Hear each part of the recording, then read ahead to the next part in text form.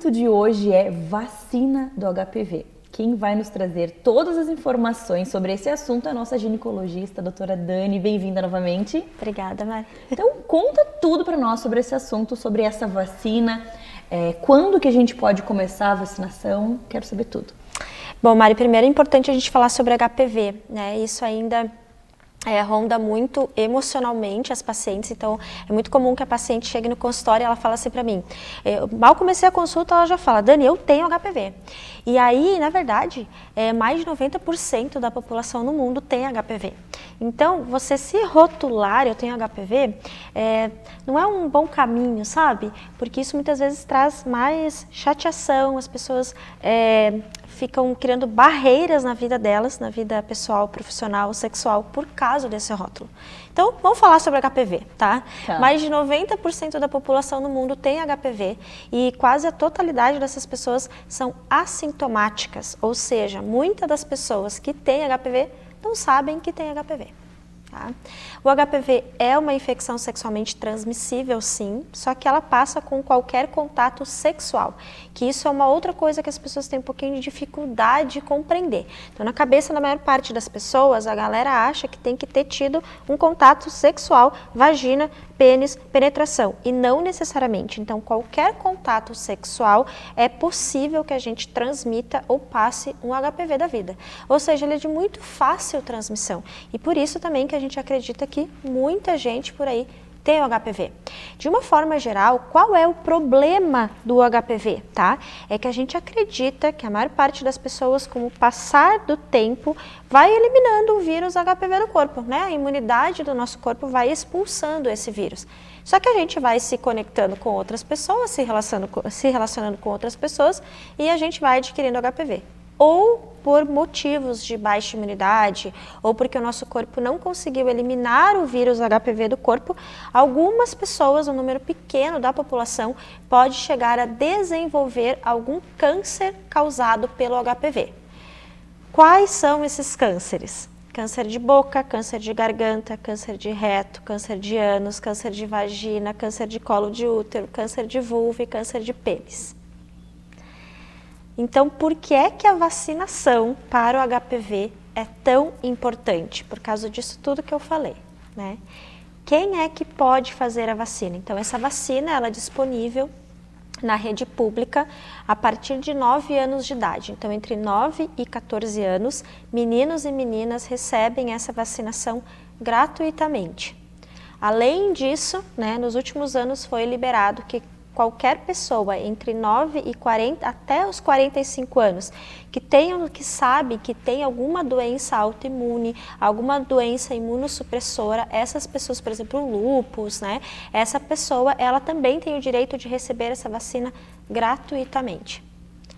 O que acontece? Como muitos de nós não recebemos essa informação, muitos de nós não levamos os filhos ou esse público que tem direito à vacina leva para fazer a vacina. Então, a gente está com uma baixíssima cobertura dessa vacina. Em outras palavras, né? Por que essa vacina ela é tão importante?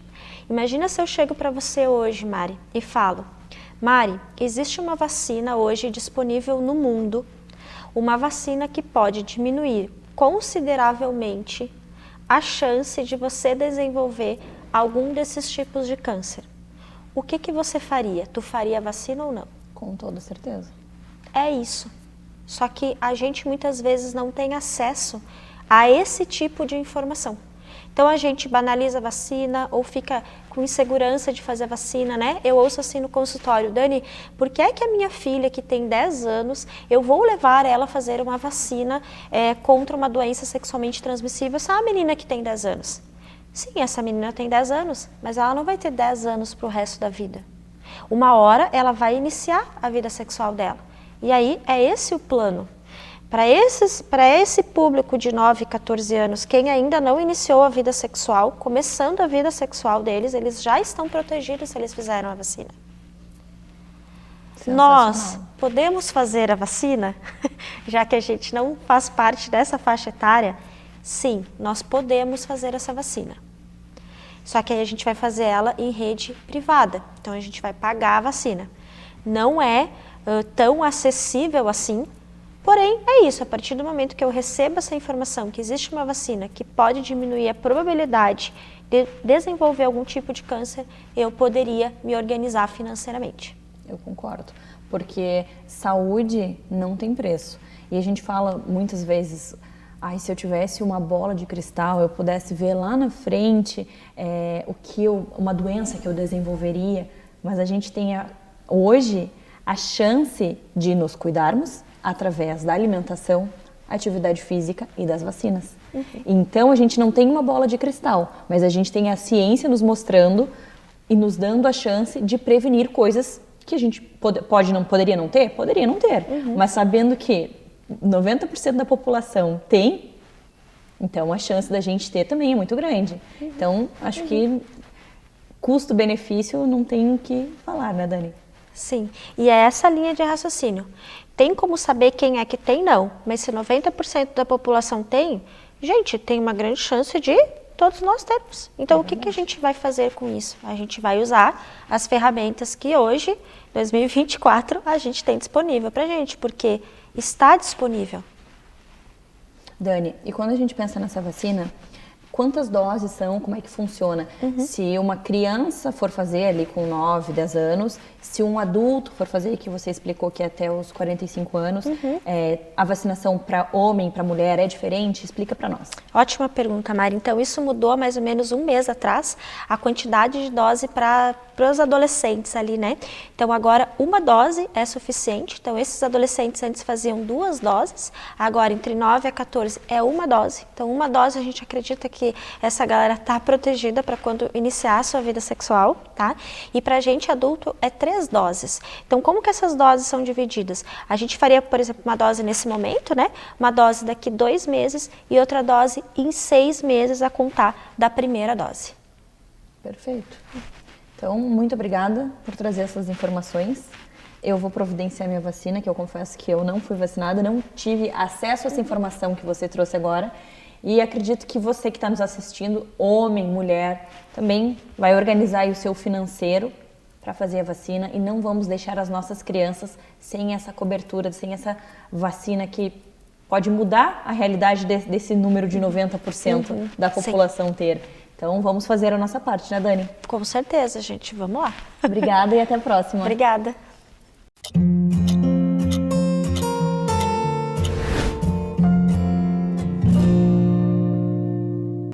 Hoje nós vamos falar sobre um assunto bem interessante, que eu estou cada vez mais adepta.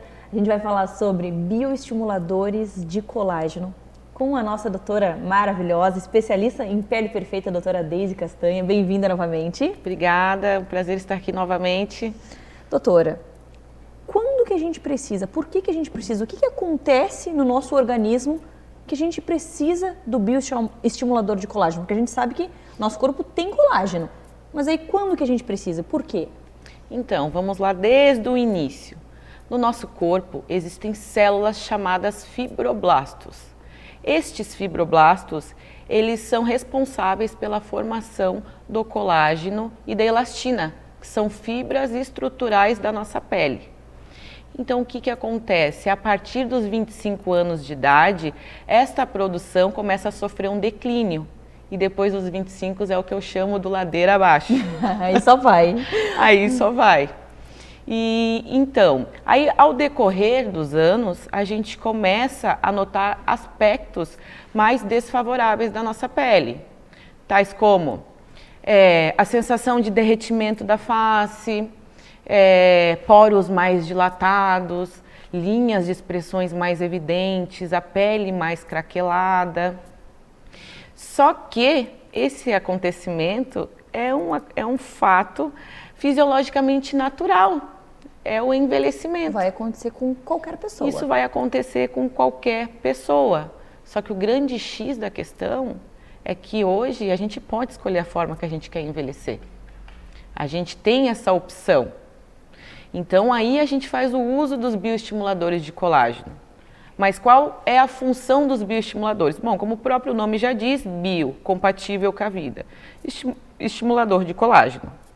Só que a principal indicação do bioestimulador de colágeno é prevenção. Só que lá nos 25 anos de idade, esses danos ainda não são visíveis. Então a paciente não quer fazer. E seria muito importante, porque é isso que a gente chama de começar a fazer o nosso banco de colágeno, devido ao fato que ao decorrer dos 25 anos, a produção dela vai ser cada vez mais diminuída, né?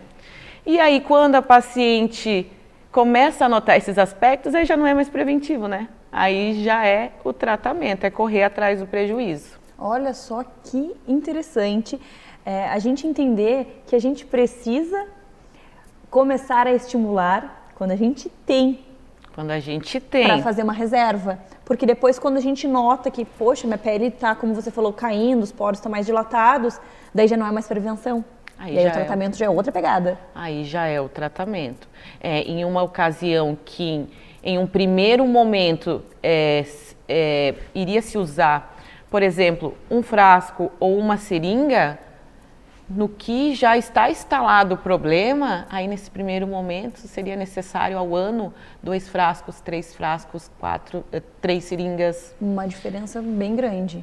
É uma diferença bem grande. E aí o que são os bioestimuladores de colágeno? Uma coisa que é muito importante deixar muito bem claro, porque isso também é uma dúvida ainda. Bioestimulador de colágeno são minerais diferentes, porque tem vários tipos, né, de bioestimuladores de colágeno com minerais diferentes. Então eles são substâncias injetáveis, eles não são colágeno injetável. Tem pessoas que acham que bioestimulador de colágeno é colágeno injetável, mas não. São substâncias que elas são biocompatíveis com o nosso organismo e que vão lá nas nossas células, os fibroblastos, que estão adormecidos e vão lá e acorda, vamos produzir mais, vamos voltar à nossa atividade. Então, isso que são os bioestimuladores de colágeno, substâncias, né? E como que eles agem no nosso organismo. Então, como eu disse, são substâncias e a nossa pele tem a epiderme, a derme e a hipoderme. Então, a gente quer ir ali na derme, onde estão as nossas células, os nossos fibroblastos, que fazem a produção do colágeno, que também tem a produção de elastina, que traz volume e firmeza. Nós vamos ali e por serem biocompatíveis, ao serem injetados, o nosso corpo entende que é uma reação natural. Então não tenta expelir aquilo do nosso corpo, não. Ele vai agir de uma forma natural que vai atrair os fibroblastos a criarem mais colágeno, mais elastina, são essas proteínas estruturais da nossa pele. Sensacional. É isso aí. E vamos pegar o caso dessa pessoa com 25 anos que começou a fazer o uso dos bioestimuladores de colágeno. De quanto em quanto tempo ela tem que fazer esse procedimento? Como é que funciona? Então, o ideal a ser feito é dos 25 aos 30, uma sessão ao ano. Dos 30 aos 40, 2 sessões ao ano. Porque como as nossas células vão desacelerando, a gente vai cada vez mais precisando mais de bioestímulo, né? E dos 40 a mais, aí 3 sessões ao ano, né? Então, assim, qualquer idade pode fazer, a diferença é a quantidade de sessões devido à necessidade que cada pele tem em cada faixa etária. Exato. Primeiramente, antes de determinar o número de sessões, isso eu só vou poder passar após um bom exame clínico, que daí ali eu vou conseguir observar as necessidades e as faltas dessa paciente. E daí, então, no mercado, tem várias marcas ótimas, excelentes. Falar um pouquinho de cada uma das que eu uso, né? E principalmente para explicar, porque nós conhecemos as marcas comerciais, mas cada um desses produtos possui substâncias diferentes, né? Então e suas indicações diferentes também, né? Que nem o paciente chega, mas doutora, qual que é o melhor bioestimulador? Não tem o melhor bioestimulador, tem o melhor para você, para a sua necessidade. Então, quais são esses bioestimuladores, né? Eu costumo dividi-los em duas categorias. Os bioestimuladores que somente bioestimulam o colágeno e bioestimuladores que bioestimulam e também volumizam. Quem são os que somente estimulam o colágeno? Os mais famosos, Sculptra e Radiesse. E os que volumizam também, além de bioestimular, aí temos o Elancê, o famosíssimo Harmonica, que são produtos que também, além de trazer mais viço à nossa pele, podemos também com eles ter mais projeção e definições. Aí você quer saber mais? É só para dar um clique no link da bio, que aí a gente pode conversar melhor sobre a sua indicação. Adorei, adorei. Então, se você gostou também e quer entender um pouquinho mais sobre esses bioestimuladores, chama a doutora Deise Castanho, que ela vai te ajudar. Vai lá no Minuto Mamãe Bebê, escreve Deise Castanho, você vai encontrar ela e lá você fala com ela, ela vai te atender e vai ver o que é melhor para sua pele. Obrigada e até a próxima. Obrigada até a próxima.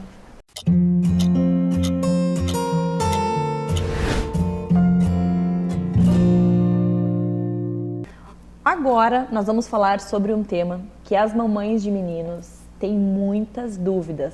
Eu estou falando sobre a fimose e quem vai nos ajudar a compreender tudo sobre esse assunto é a nossa cirurgia pediátrica, a doutora Ana Laura. Bem-vinda ao nosso programa. Muito obrigada, Mari, muito obrigada pelo convite. Muito bom ter você aqui conosco. Então, para a gente entender, vamos começar falando o que é a fimose. Então, a fimose é quando a pele do prepúcio, que é aquela pele que recobre a glande, ela fica aderida à glande, né? E existem dois tipos de fimose. A fimose que a gente chama de fisiológica, ou seja, aquela fimose normal dos meninos, né? Que a maior parte dos meninos nasce com essa fimose. E existe a fimose patológica, que é aquela que nos causa problemas de fato. E quando a gente pensa na mãe que está ali olhando, ou o pai, existe muito, você tem que mexer, você tem que fazer uma massagem, é necessário fazer? Não, só o pediatra que tem que avaliar. Como que funciona essa decisão, essa orientação para os pais? Então, assim, antigamente os pediatras recomendavam que se fizesse uma massagem, né, que ficasse se forçando o prepúcio para baixo até abrir, né, o prepúcio e se resolver a fimose. Mas se percebeu que se a gente faz essa massagem, ela vai fazendo pequenos machucados nesse prepúcio e vai causando um tecido de cicatrização que ele é uma fibrose, ele é um tecido endurecido e isso piora, né, o resultado estético, podendo inclusive ser necessário, se fizer essa massagem por muito tempo, levar de fato à necessidade de cirurgia. O que é o recomendado? Que se faça a higiene adequada, né, da região ali do pênis do menino. Como que é essa higiene? Né? Então, primeiro, né, toda vez que for fazer higiene no banho, nas trocas de fralda, a gente precisa abaixar o prepúcio até onde ele vai, sem forçar para baixo, limpar aquela região e trazer de volta o prepúcio para cima.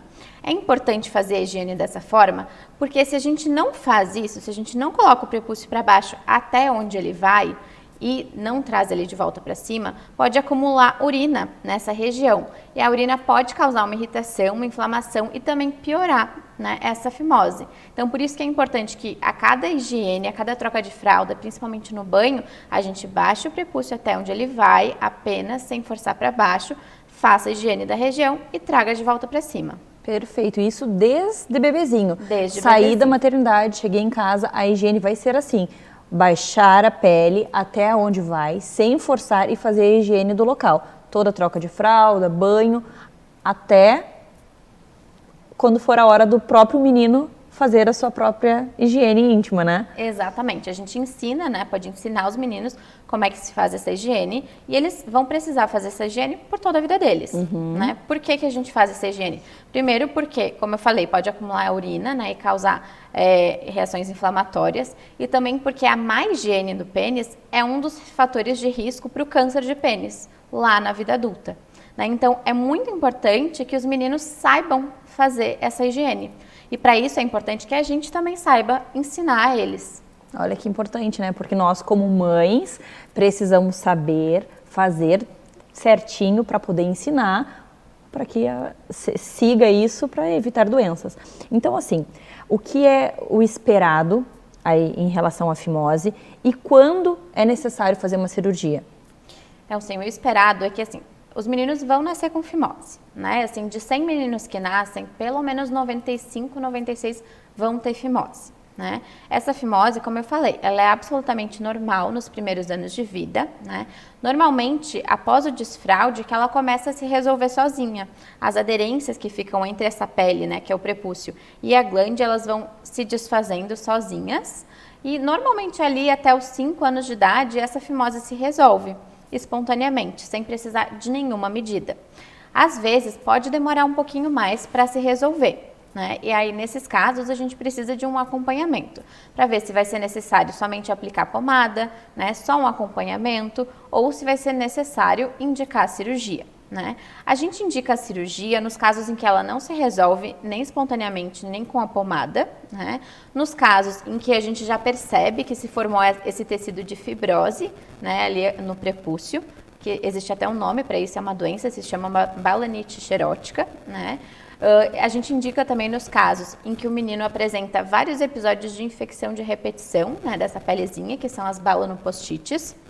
Quando o menino apresenta infecções urinárias, sendo que, uma vez que um menino apresentou infecção urinária, a gente precisa descartar outras anormalidades do trato urinário, né? Mas se for relacionado à fimose, a gente também pode indicar a cirurgia. Ou então, quando ele apresenta uma complicação da fimose, que é a parafimose, né? Que é quando um menino com uma fimose verdadeira, ou seja, com um anel de fibrose, ele baixa a pele, né, até abaixo da glande e estrangula a glande. Né? Então, quando apresenta esses episódios, a gente também indica a cirurgia, que são os casos de fimose patológica. Quando a gente pensa nessa cirurgia, como que acontece? Quanto tempo que a criança precisa ficar anestesiada? Como é que é o pré-operatório, o pós-operatório? Conta para nós. O pré-operatório é bem tranquilo, né? A criança vai constar com um cirurgião que vai avaliar, vai indicar a cirurgia, né? Se for uma criança saudável, normalmente não precisa nem de exames pré-operatórios, né? Vai chegar no dia da cirurgia, aí precisa do jejum, né, para anestesia, porque é feito com anestesia geral, né? Então a gente faz uma anestesia geral combinada com uma anestesia ali no local do pênis mesmo, para que quando o menino acorde, ele também não sinta dor. A cirurgia em si, ela leva em torno de 1 hora. Né? E após terminada a anestesia ou a cirurgia, o anestesista acorda a criança e ela vai para casa no mesmo dia. É importante ter cuidados ali no pós-operatório, né? Então a gente sempre deixa uma pomada para aplicar no pós-operatório, então a mãe vai fazer a aplicação dessa pomada, vai fazer a higiene dos pontos e os pontos eles caem sozinhos, não precisa retirar nenhum ponto. Sensacional, adorei. Obrigada por dividir conosco tantas informações sobre esse assunto. E se você ficou com alguma dúvida sobre fimose, algo que a gente não tenha falado aqui, você vai lá no Instagram do Minuto Mamãe Bebê, procura a doutora Ana Laura, conversa direto com ela, agende uma consulta, que eu tenho certeza que ela vai tirar todas as suas dúvidas, né, doutora? Isso mesmo. Muito obrigada e até a próxima. Eu que agradeço.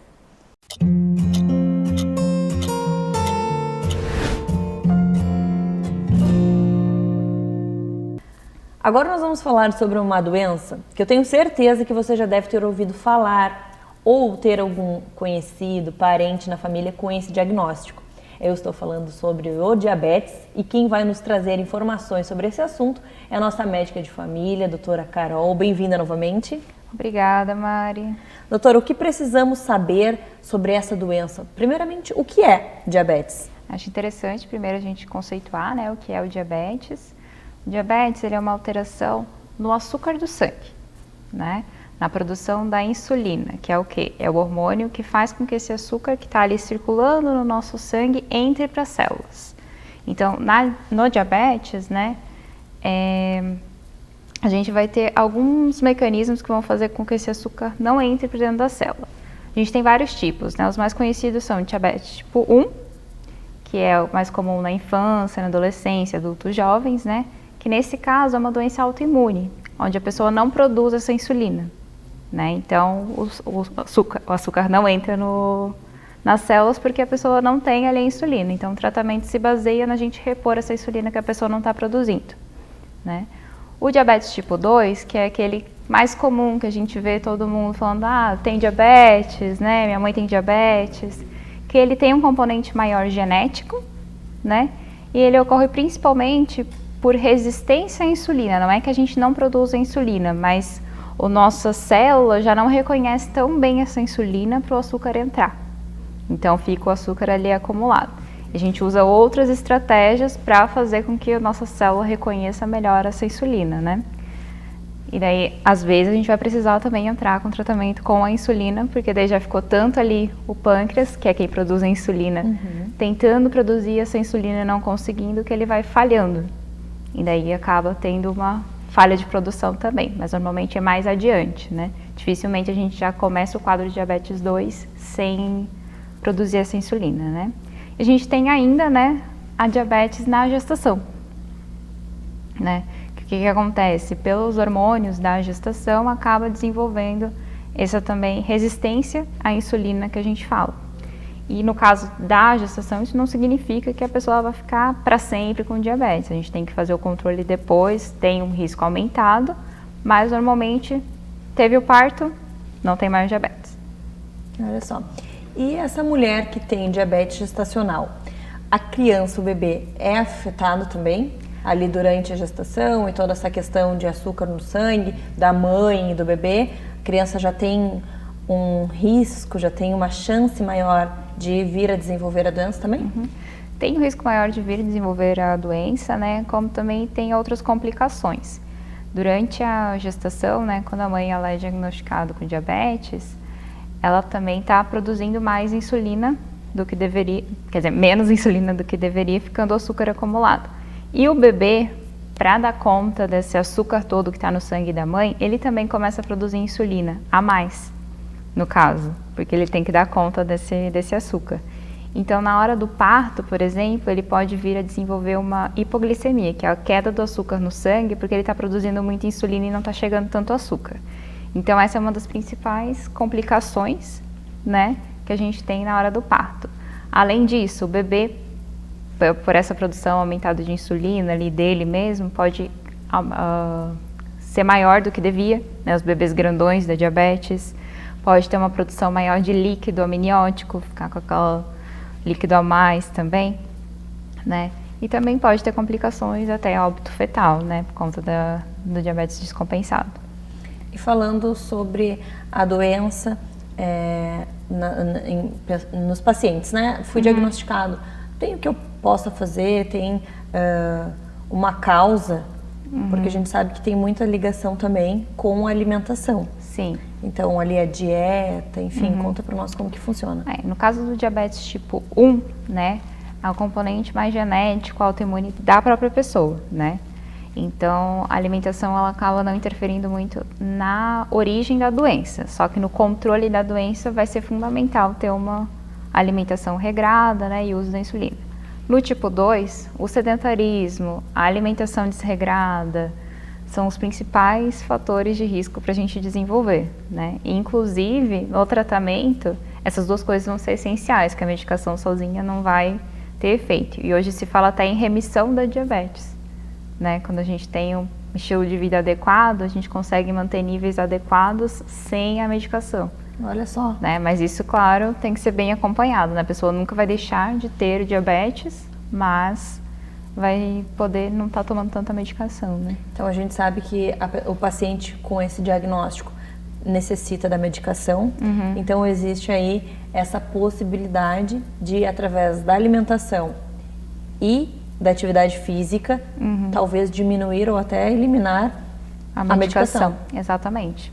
Olha como é importante, tudo que a gente fala, que a gente conversa aqui, todos os assuntos que a gente traz, a gente sempre frisa a importância da atividade física na vida e da alimentação saudável, e tá aí mais um caso onde também é fundamental, né? Adorei.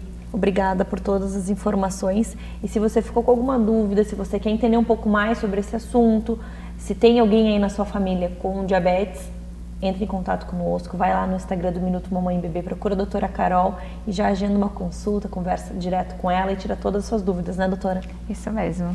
Obrigada e até a próxima. Obrigada, Mari.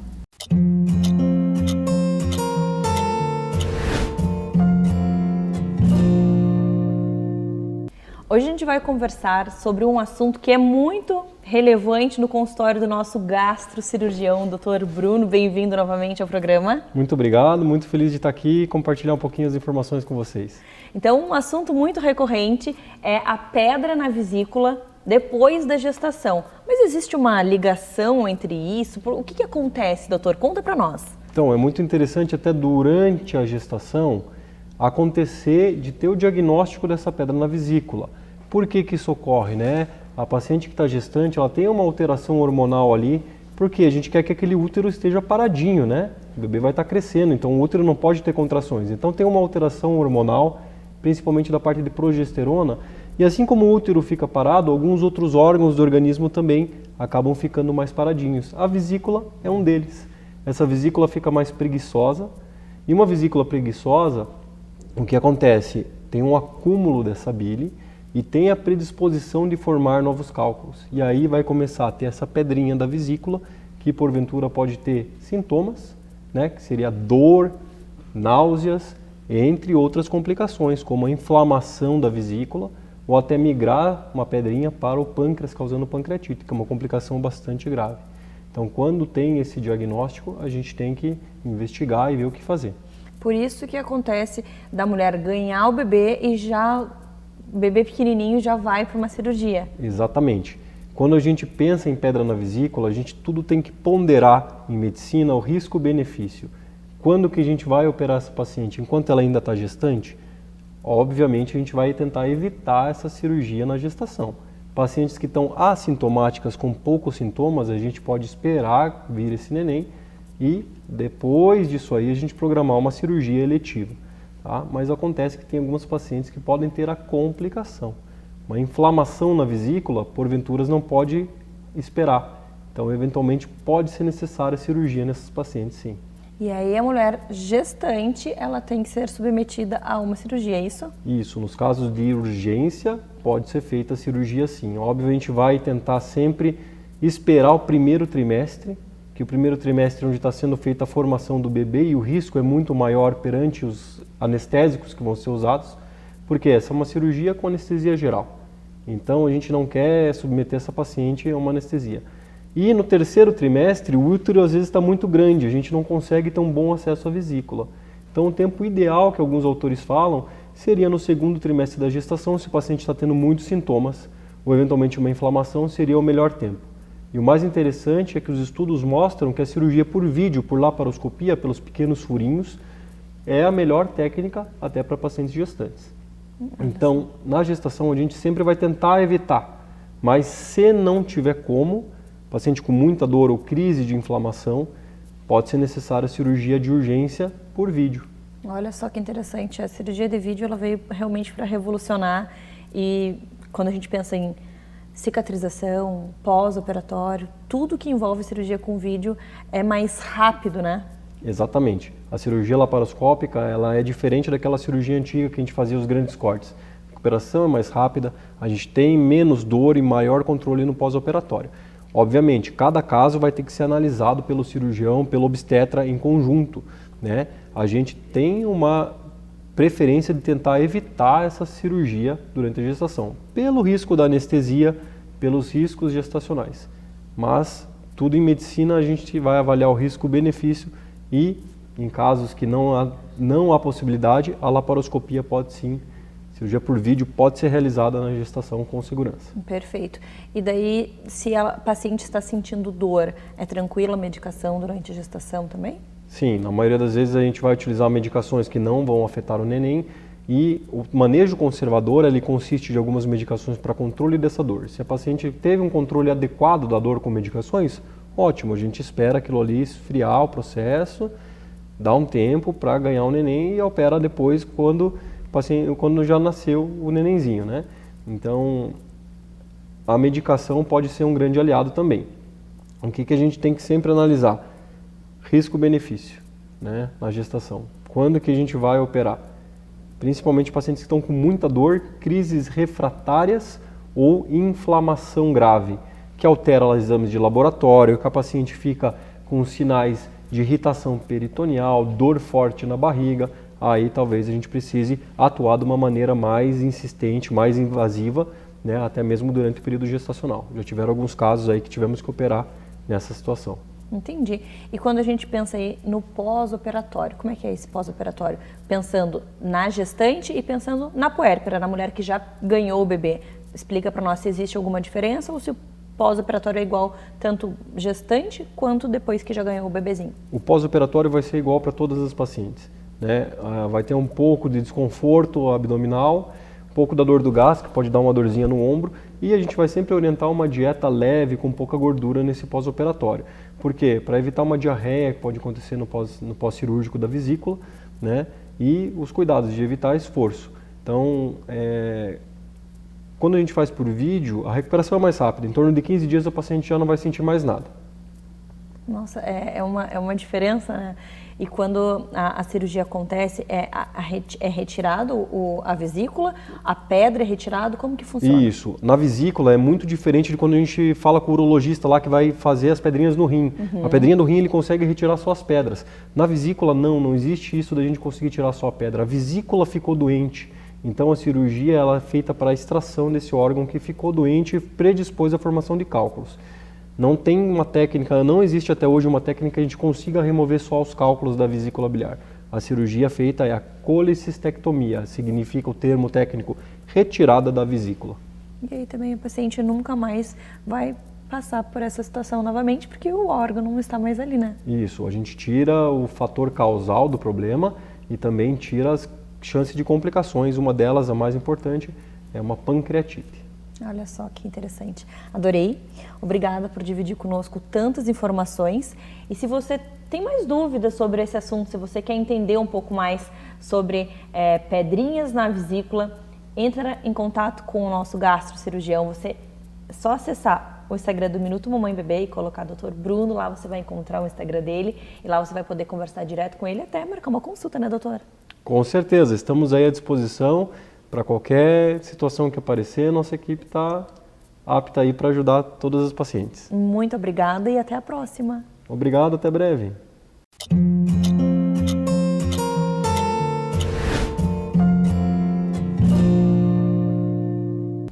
O assunto de hoje é torcicolo congênito e como identificá-lo. Quem vai nos ajudar a compreender um pouco mais sobre esse assunto é a Jéssica, nossa osteopata pediátrica. Bem-vinda novamente. Obrigada. Então, eu queria entender quais são os sinais, como que a gente percebe que aquela criança tem um torcicolo congênito? Bom, a gente já falou aqui muito sobre as consequências desse torcicolo e uma das consequências imediatas que esse torcicolo traz na vida do bebê é a assimetria de crânio. Então, uma das formas que a gente tem de identificar é quando a gente pega o bebê, normalmente durante o banho, que aí o cabelinho está bem colado na cabeça, e a gente vê essa cabeça de cima, e a gente vê que tem uma parte da cabecinha que está achatada, muitas vezes de um lado só. Às vezes, esse mesmo lado que está achatadinho atrás, é um lado que a testinha também tem tipo de um galinho na frente, né? Que a gente chama de bossa aqui do frontal. Então, uma das maneiras da gente identificar é pela assimetria de crânio, né? Uma segunda forma é quando o bebê está sempre dormindo para o mesmo lado. Então a gente olha para esse bebê e ele está sempre ou com a cabeça inclinadinha, ou ele sempre dorme virado para o mesmo lado, ou quando a gente vai deixar ele para trocar uma fralda, ou deixar ele no berço, a gente vê esse bebê todo em vírgula, né? Ou em banana, que a gente fala, né? Então aí é quando o torcicolo ele se estende ao longo do corpinho todo. A gente fala sobre um torcicolo postural também.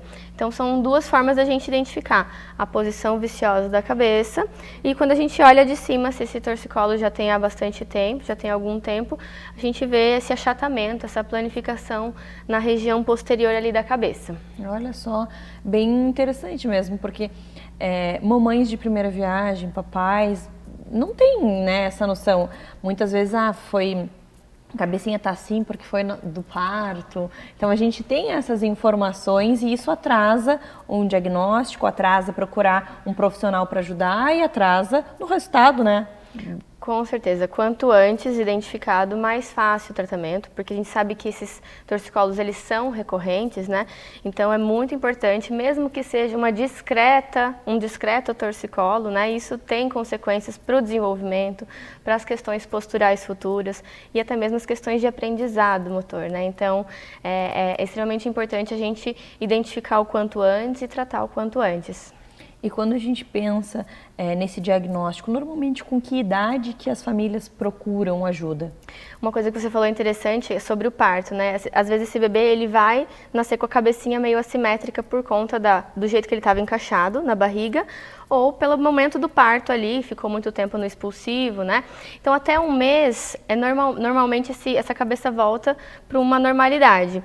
Se a cabeça dentro de um mês não voltar, é onde que a gente começa a levantar essa dúvida, né? Então, normalmente ali por volta dos 2 meses de vida, 2 meses e meio, é quando os pais percebem, tipo, olha, não tá legal, isso aqui não é normal. Passou do tempo esperado, né? Passou do tempo esperado.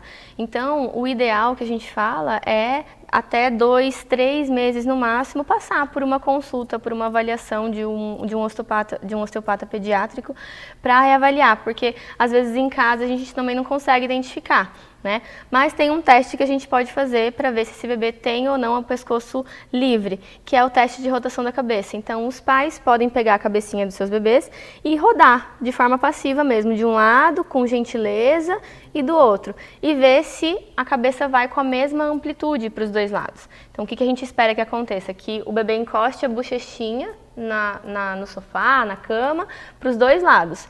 Se ele apresenta uma dificuldade, sabe quando a gente tem torcicolo, que a gente leva o ombro junto? Se esse bebê faz esse encostar na bochechinha, na maca ali, né, com essa rotação de ombro junto, significa que tem alguma tensão que puxa. Então, é um jeito também de você fazer um teste em casa e poder identificar se existe alguma limitação ali de movimento. Olha só que interessante. Então, em casa, os pais podem, sempre com muito cuidado, né, fazer essa rotação para ver se vai junto ou se vai livre. Exato. Adorei, porque eu sempre digo que a gente tendo informações, a gente está munido do que a gente precisa.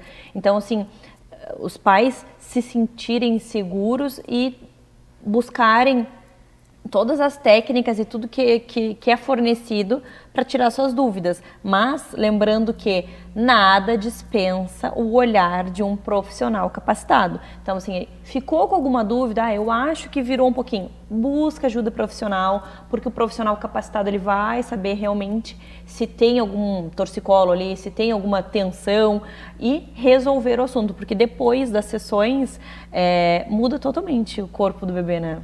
Na mesma sessão, né? O bebê já sai com uma amplitude de movimento diferente, os pais já percebem essa diferença, né? E aí, realmente, existem exercícios também em casa para manter, né? Então, quando você vai a um profissional, você é bem orientado, né? De uma forma mais específica. Não é só a gente ficar tentando rodar a cabeça para o lado, a gente precisa soltar esse pescoço, né? Então, o tratamento, ele depende, sim, de um profissional, de um olhar profissional e de uma terapia realmente manual ali para poder liberar essas tensões. Sabe uma coisa que eu acho bem perigosa, que eu gostaria de falar aqui, é que às vezes as pessoas, os pais, buscam algum vídeo na internet e acabam querendo reproduzir em casa, porque, eu vou conseguir. Só que, na verdade, aquele profissional, ele passou por um curso, ele estudou, são técnicas que ele aprendeu. E aí você vai testar essa técnica num bebezinho, e aí pode sim vir uma lesão, né, algo que não precisava acontecer se essa família buscasse ajuda profissional. Então, como eu acho complicado, a internet tem muita coisa boa, mas ao mesmo tempo é muito perigoso da gente achar que, se eu tô vendo aqui nesse vídeo eu posso fazer. Quando a gente fala de saúde é algo bem diferente de uma receita de bolo, né? Exatamente. Sempre cabe uma avaliação. Sempre falo isso também nos conteúdos que eu acabo fazendo, né? Também para ajudar. A gente dá a informação como uma forma de rastreio, né? Para os pais. Que é ótimo. Exato. Mas que não dispensa uma ajuda profissional, uma orientação específica para aquele bebê. E quando a gente fala aí sobre o diagnóstico, o bebê foi avaliado por você, sim, tem torcicolo. Quantas sessões geralmente são necessárias para ter um resultado já? Isso depende bastante do grau, né, de severidade desse torcicolo e de quanto tempo esse bebê tem. Então a gente tem uma classificação, né? Mas em geral, com uma sessão, esse bebê vai sair mais livre. Porém, a gente fala que precisa de um acompanhamento até esse bebê estar andando. né? Porque depois que ele está em pé, ele vai compensar essa inclinação da cabeça com a coluna. Então, a gente faz um acompanhamento ao longo do primeiro ano inteiro, assim. Mesmo que esse bebê esteja com a cabecinha, com o movimento livre da cabeça, né? A gente vai fazendo esse acompanhamento a cada mês ou a cada 2 meses para dar essa manutenção, porque esse torcicolo ele pode voltar. Mas, em 1, 2 sessões, normalmente, já melhora esse movimento. E existe alguma relação de um bebê que teve torcicolo congênito na vida adulta ser mais propenso a ter torcicolo? Com certeza, né? Por essa memória muscular, né? Já fica uma região mais sensível, né? A gente atribui hoje algumas queixas de bruxismo, essas queixas que envolvem esse quadrante superior, né? As dores no ombro, questões de cabeça, pescoço e torácica, a gente associa bastante a torcicolos, né? E questões de problemas na coluna também, a torcicolos não tratados na infância. Olha só, adorei. Obrigada por dividir conosco tantas informações. E até a próxima. Até a próxima.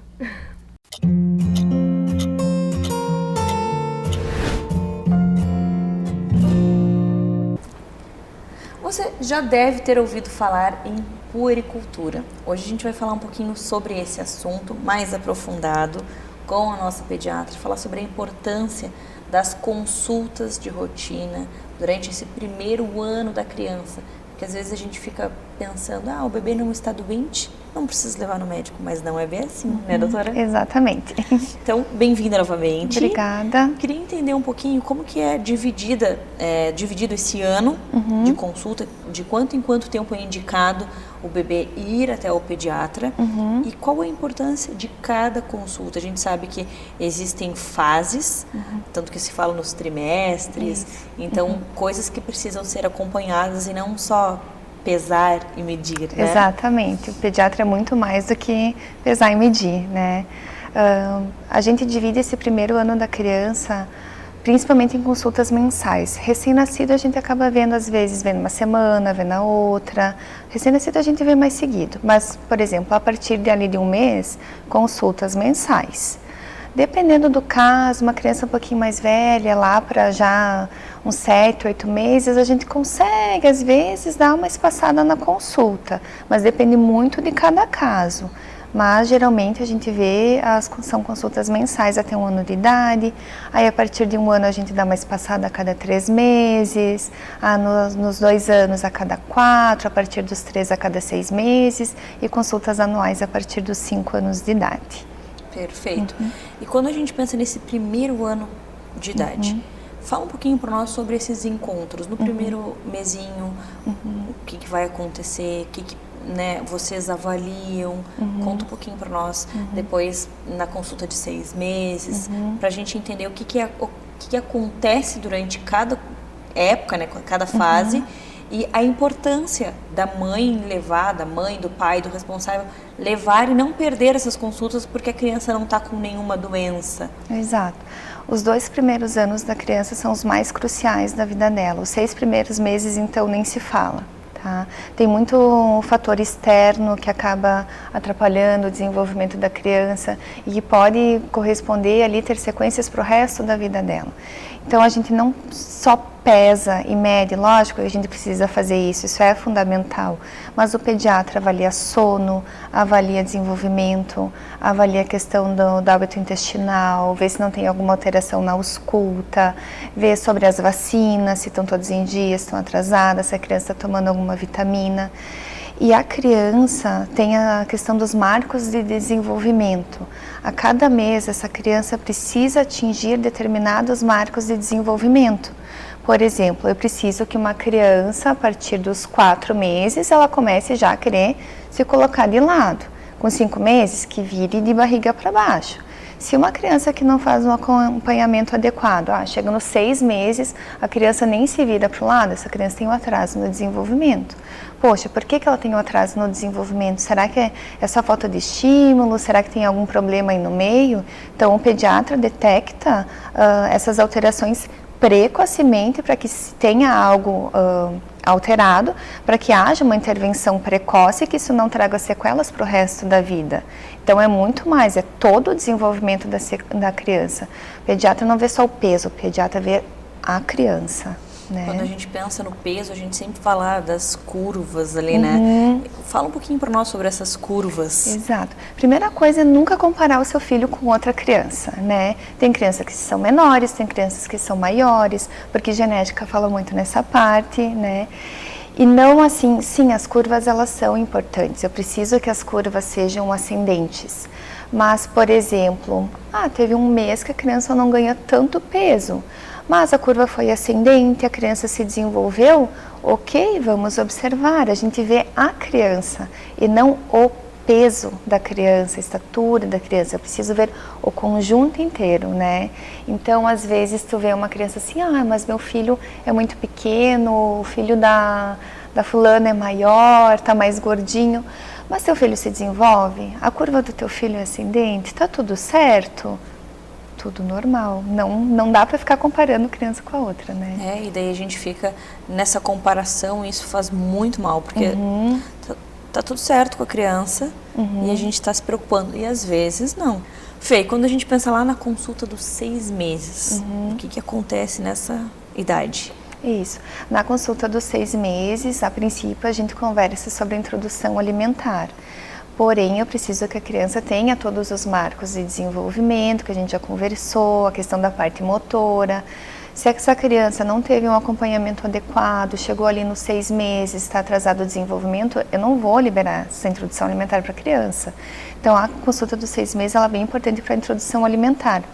E a partir dos 6 meses pode ali desregular muito o sono, muito o intestino. Então, seria uma nova fase na vida da criança, por isso também um acompanhamento mensal para ver coisinhas que também vão acontecendo. A partir dos 6 meses é gigantesco o desenvolvimento da criança. Cada uma semana ela vai aprendendo coisas novas, então o pediatra precisa acompanhar de perto realmente para ver se está tudo certo com esse desenvolvimento, né? É muito importante.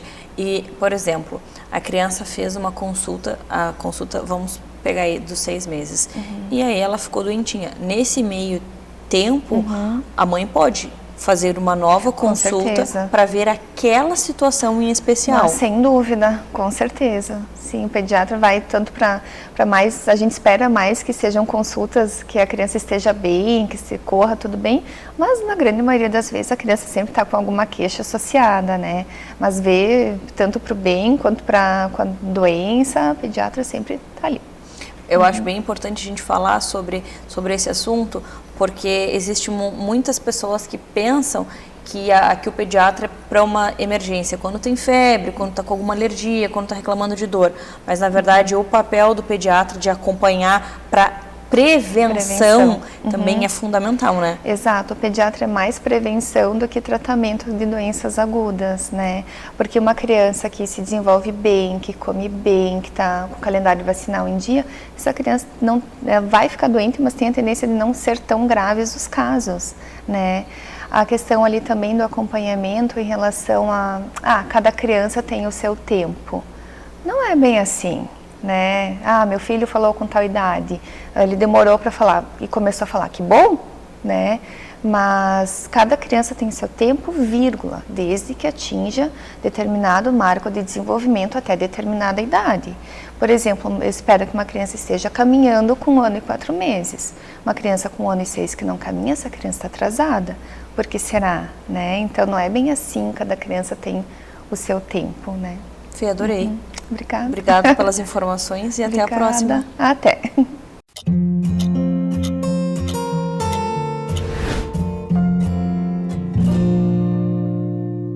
Agora nós vamos conversar sobre um assunto muito importante que as mamães têm muita dúvida relacionada à saúde bucal das nossas crianças. A dúvida é: quando deve acontecer a primeira consulta odontológica do bebê? Quem vai nos responder, tirar todas as nossas dúvidas sobre esse assunto é a doutora Bárbara, nossa odontopediatra. Bem-vinda ao programa Minuto Mamãe e Bebê. Obrigada, Mari, pelo convite. Estou bem feliz de estar aqui e poder falar sobre esse tema tão importante para a gente manter as crianças livres de qualquer problema e com um crescimento saudável. Então me conta, quando que é indicado levar a criança pela primeira vez no dentista? Mari, hoje a gente tem o conhecimento de que a partir do rompimento do primeiro dentinho do bebê, é interessante de que a gente faça as consultas de orientação. que é a primeira consulta odontológica desse pequeno serzinho que está por aí. Por quê? Existem várias crianças que com 10, 11 meses já tem cárie. Já recebi no consultório alguns bebezinhos com cárie.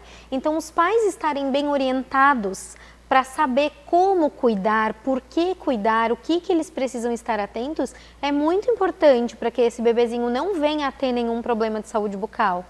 Quando a gente pensa nessa primeira consulta, mas ele tem só um dentinho, mas logo já começa a vir outros dentinhos e aí vem, parece que numa rapidez, e daí vai quando? Vai levar quando? Quando já tiver com cárie? Então, assim, nessa primeira consulta, o que acontece? Quais são as informações que são passadas? Qual vai ser o diferencial da criança que vai ir no odontopediatra pequenininho ali no primeiro dentinho, da criança que vai levar 1 ano, talvez mais tempo?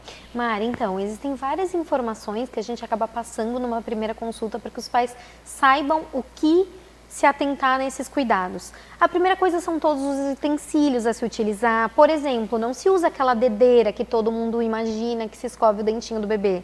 Não se deve utilizar. Então, a gente sempre orienta direitinho o que tem que utilizar, qual é o tipo de pasta, a quantidade de pasta, em que momentos fazer a escovação, por que fazer a escovação, o que eles precisam observar no dentinho do bebê, que precise ligar um alerta para que a gente faça uma consulta e aquilo ali não evolua para algum buraco, alguma cárie, né? Também é bem interessante nessa primeira consulta a gente se atentar ao crescimento dessa criança, se usa ou se não usa chupeta, para não ter nenhuma disfunção depois em relação à fonação, em relação à estética, em relação à respiração, né? Então são várias informações.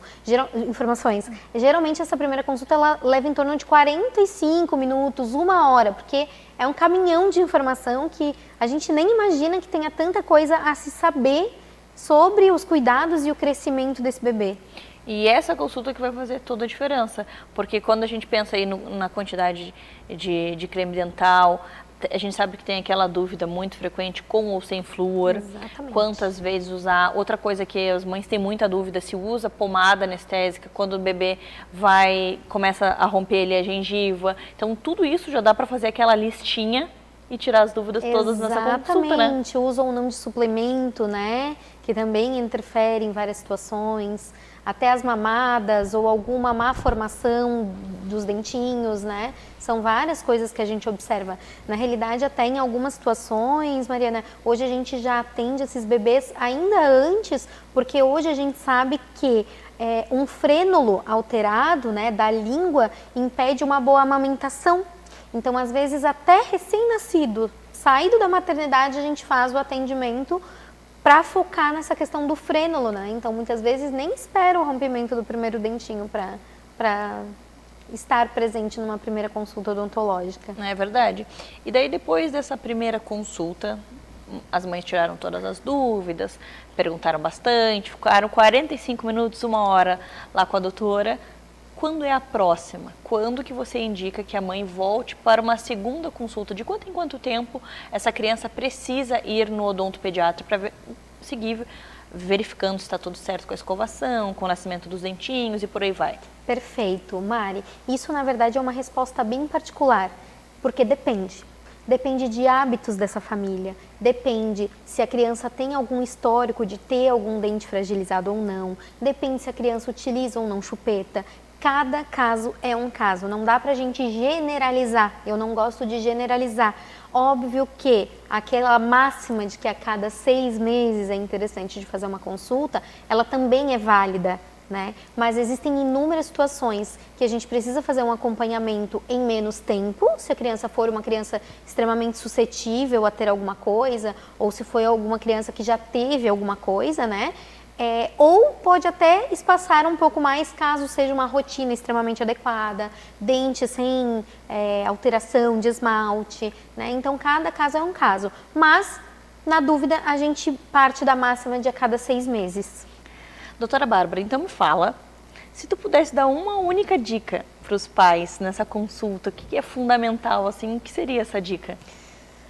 Ai, que difícil, né? Porque são várias coisas bem importantes, mas eu acho que eles precisam se atentar muito bem à coloração dos dentes da criança. Uma dica bem importante que eu dou nessa primeira consulta é que a cárie, ela começa como uma mancha esbranquiçada. Todo mundo acha que o pretinho no dente que é a cárie, ponto preto. mas ela começa esbranquiçada. Então, se observar alguma coisa nesse sentido no dentinho da criança, corre para consulta para a gente observar se é isso ou se não é nada, que a gente pode ficar tranquilo. Olha só que interessante, porque muitas pessoas, realmente, como você falou, esperam aquele pontinho preto, então é bom a gente ficar alerta que não é o pontinho preto que vem, é uma manchinha esbranquiçada. Por isso, a importância de ir com frequência no odontopediatra, e até os adultos também devemos frequentar um dentista, porque a gente sabe, né, tudo que é descoberto no começo, quando a gente vai tratar, o resultado também é mais rápido. Com certeza. E lidando com crianças, né, Mari, a gente consegue fazer algum tratamento que não seja tão invasivo. E a gente sabe que ir ao consultório odontológico não é algo extremamente confortável quando tem necessidade de anestesia e tudo mais. Envolve dor, né? Exatamente. Então a gente precisa prezar não só pela prevenção, mas por um crescimento sem medo, sem ansiedade para essa entidade que é a odontologia, sabe? Eu acho importante a gente falar também que quanto mais cedo a criança vai no dentista e ela já cria esse vínculo, não tem traumas, e a criança não vai se tornar um adulto com pânico, porque a gente vê muitos adultos, nossa, aquele barulhinho de dentista, eu tenho um pavor de dentista, porque daí já envolveu dor, já envolveu uma pessoa que não foi com frequência no dentista. Então a gente deixar esse legado para as nossas crianças, de que sim, a gente vai a cada 6 meses, quando necessário a gente vai antes, a gente começa desde cedo, a gente evita, tem a prevenção. Exatamente. Daí a gente não vai ter adultos com problemas bucais, né? E nem com medo, né? É verdade. E nem com medo. Eu adorei o nosso bate-papo. Muito obrigada por dividir conosco tanto conhecimento, tantas informações. Eu que agradeço, Mari. E se você ficou com alguma dúvida, se tem algum assunto aí que a gente não abordou e que você quer saber, você entra no Instagram do Minuto Mamãe Bebê, procura a doutora Bárbara lá e chama ela, conversa já direto com ela, já agenda a consulta, coloca a consulta em dia aí na sua casa. Eu tenho certeza que você vai gostar muito do trabalho dela. Muito obrigada e até a próxima. Até, que agradeço.